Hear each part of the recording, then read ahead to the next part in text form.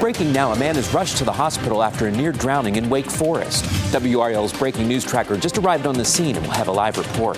The mayor calls this particular area a hot spot for crime. We'll detail what the city is doing to bolster security. Then more than 1,000 charges filed against dozens of people in connection to dangerous ATV riding and dirt biking. The tactic law enforcement is using to prevent this growing problem from continuing. And Lee has strengthened into a hurricane. What the new models show about where it's headed. Right now at 7 o'clock, we're taking a live look at RDU where you can almost tell how hot it is just from this image somehow. For the third time in recorded history in September, the airport clocked in at 100 degrees or more, hitting 102 degrees today. Good evening. Thanks for joining us. I'm Dan Haggerty. And I'm Ashley Rowe here in the WRAL Severe Weather Center with meteorologist Kat Campbell. Kat, in addition to the heat, we're also tracking Lee, which has become a hurricane now. Is that something to be concerned about? You know, it's not something that I would panic about at this point. However, it's worth watching. We're going to be watching this for the next week and a half, so we've got a long ways to track it, and there's a chance that things could change, but the consensus so far is that it stays away from North Carolina. Top winds 75 miles per hour. Next up for Lee is rapid intensification into a major hurricane this weekend, likely a Category 4 hurricane. Staying in Category 4 into Monday, staying north of Puerto Rico and the Leeward Islands, but that turn to the north is still forecast, and that would come late Tuesday into early Wednesday. Most models showing that, but you can see the models really begin to diverge as we get into the early part of next week. This is one still watching. At this point, it does look like we'll see a trough or a dip in the jet stream kind of block Lee from any direct impact on the East Coast. That could change, though, so stay tuned for updates. The big story locally today was the heat, 102 degrees. It didn't actually reach the record of 104, though. Still, only the third time we've been in the triple digits in September at RDU. 98 also tied the record today in Fayetteville. We're still at 95 in the Triangle with a heat index of 99, feeling like 100 in Fayetteville at this hour. I'll have a closer look at when our next cold front arrives coming up. Really is a hot one. Thanks, Kat.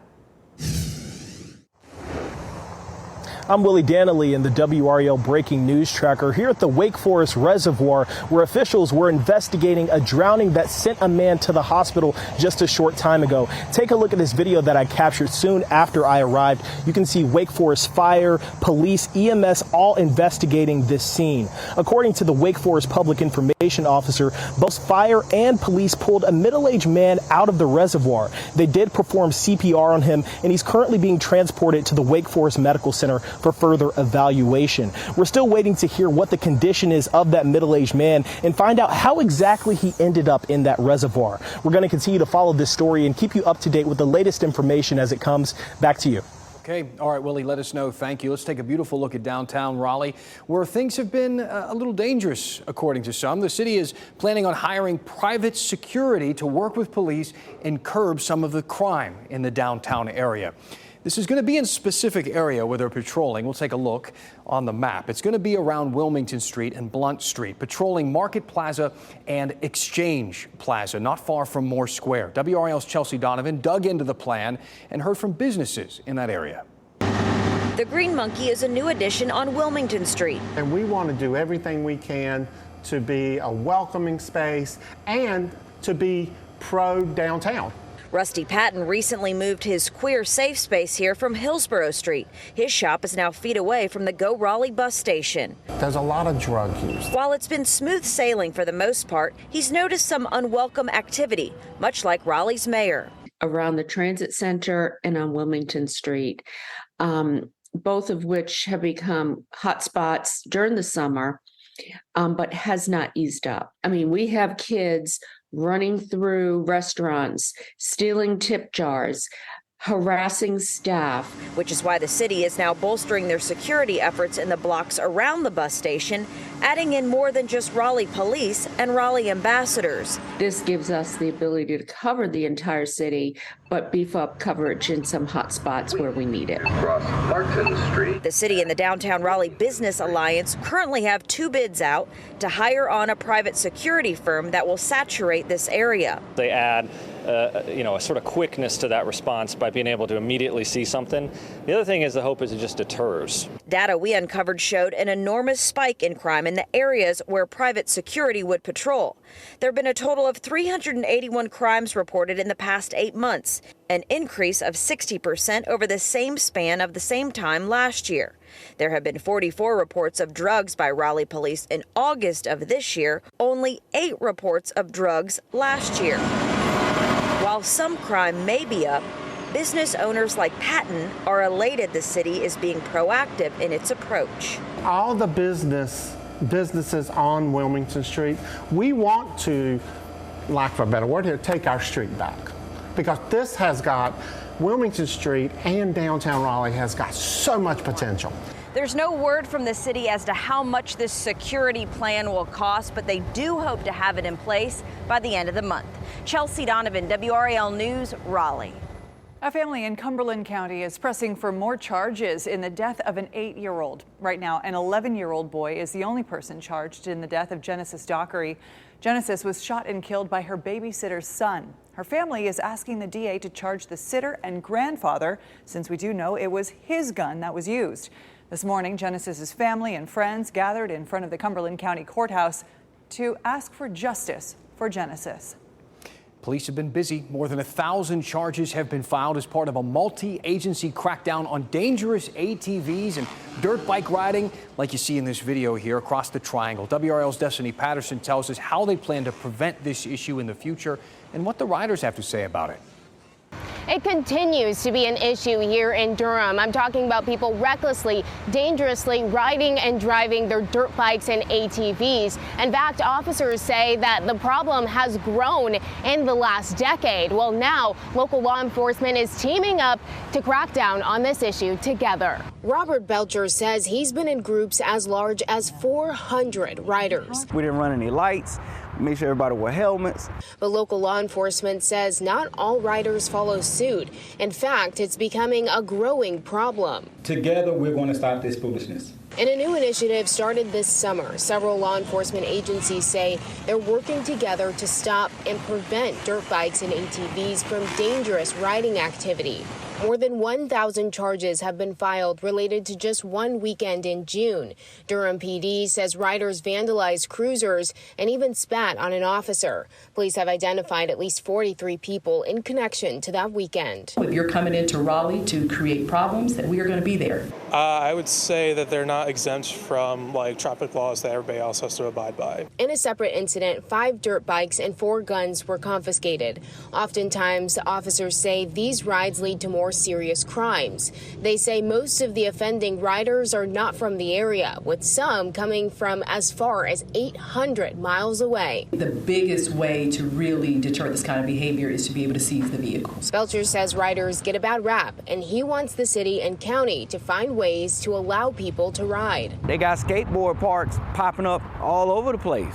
So it's like what do we, if y'all can do that, then I'm sure y'all can do this. He says both law enforcement and drivers should instead think about sharing the road and working together. Officers say it's against their policy to chase people on dirt bikes and ATVs, but now you can report any information or photos or videos that you might have on the Durham website. Destiny Patterson, WRAL News in Durham. We could be just days away from the FDA greenlighting another COVID booster. It comes as North Carolina is seeing an increase in cases across the state. The virus in wastewater is at its highest since the first week of the year, and hospitalizations as well as emergency department visits are on the rise. Duke doctors say over time, immunity from boosters and having COVID fades, resulting in the surge we're seeing today. If you haven't had a vaccine or the virus in the last year, they're asking you to put precautions in place like masking and practicing social distancing. Hundreds of students were sent home today because of a broken air conditioning unit in their schools. After the break, how hot students say it was in the classroom and when officials say they'll be up and running again. Plus, we are continuing our discussion on aging politicians. Coming up, what you at home think about this, as well as America when it comes to age limits for those in office.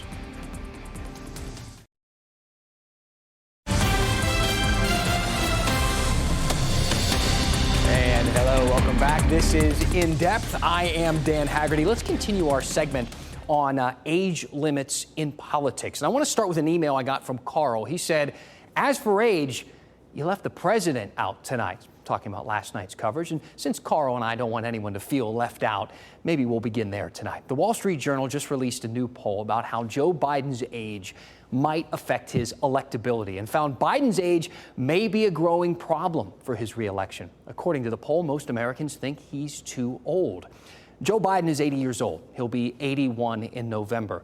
He'd be 86 by the end of his second term if he wins re-election. He's already the oldest president in history. The second oldest president in history was our last president, Donald Trump.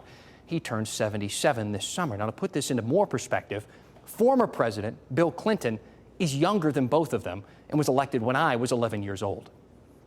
This YouGov poll from 2022 found more than half of Americans support a maximum age. Then CBS News and YouGov, they teamed up for an even bigger poll that found even more Americans, like 3 out of 4 people from every party and age group they could find, think that we should have age limits for our politicians. And most people think that age should be 70 years old. And right now, that would make 25% of Congress ineligible. Now think about that. 1 in every 4 politicians in Washington gone, and several others unable to run again because they would be too old. We started this conversation last night after the Capitol physician met with this man, Mitch McConnell, after his recent freezes during news conferences and concluded they show no sign of being a stroke or seizure. A viewer named Catherine made this great point. She emailed me at dan@WRAL.com this morning and said, "You do know he fell not long ago, and he has a concussion. No matter where you come down on age cutoffs, it is not clear McConnell is the best example." But first, let's be clear.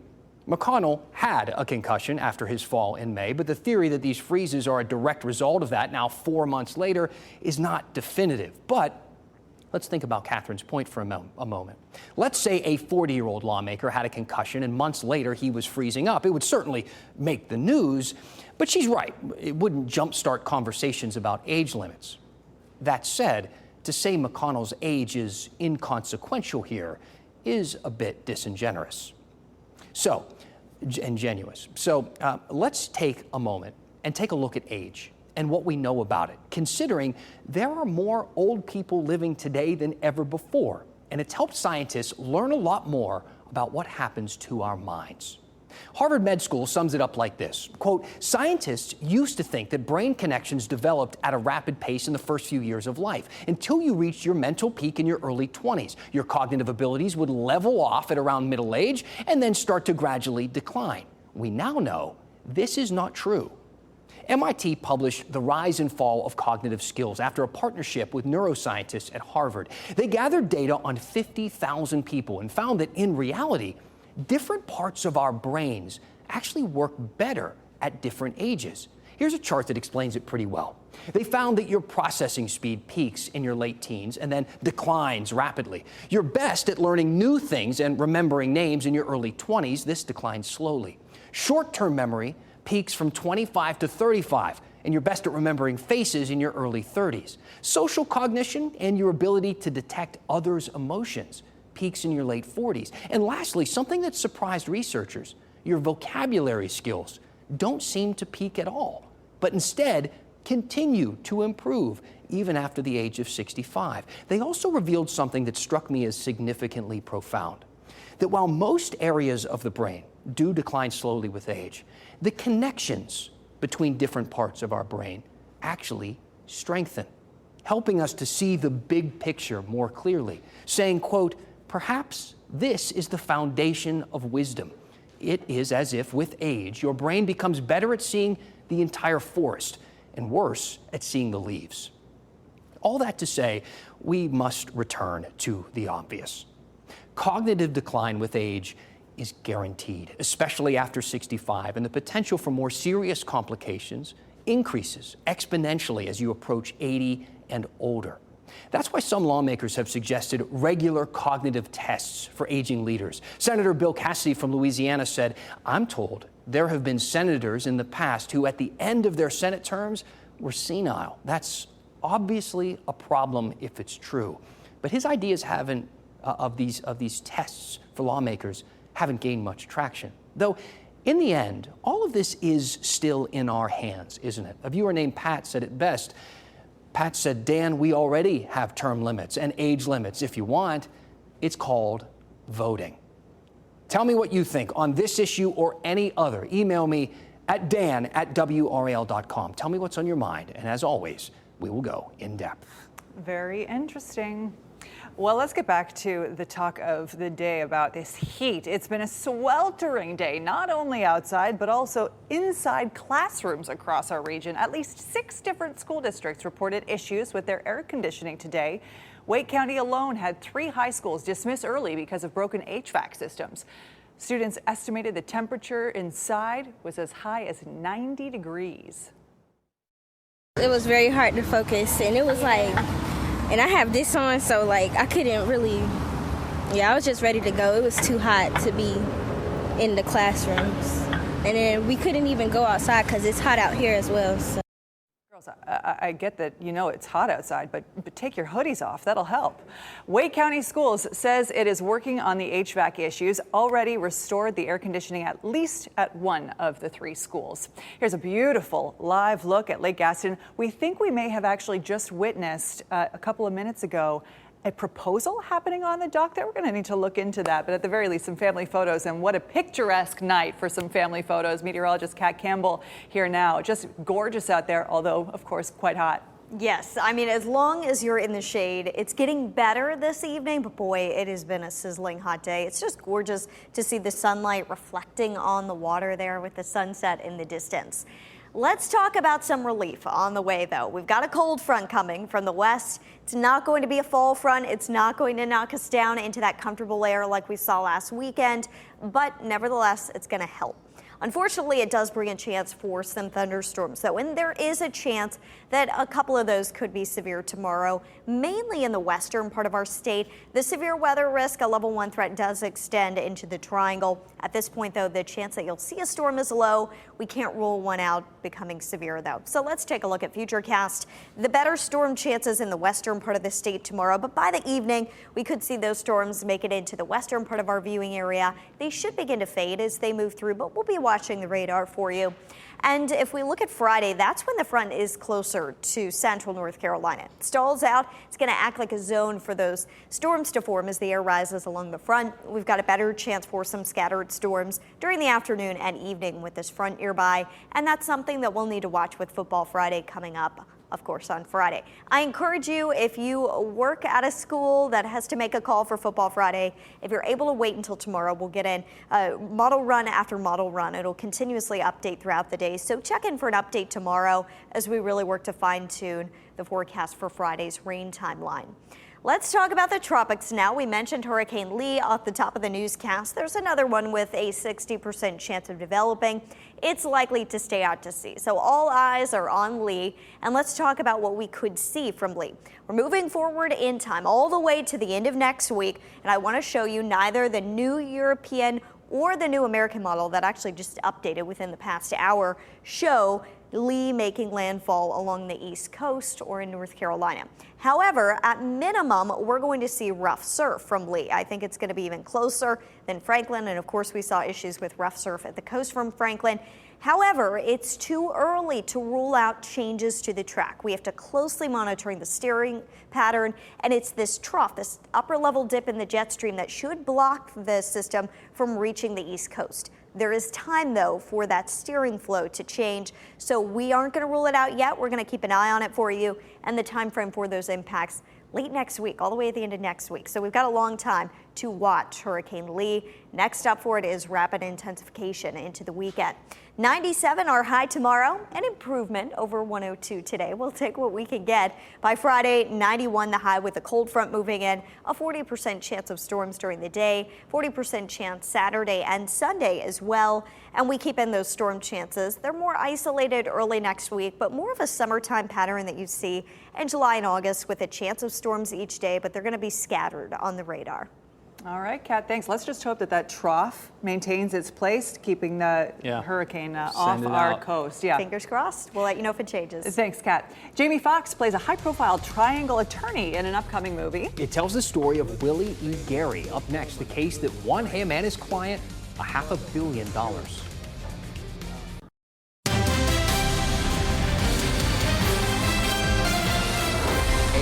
popular event in Moore County is receiving a major tourism honor. Southeast Tourism Society has named Festival d'Avion as one of the signature events of the Southeast.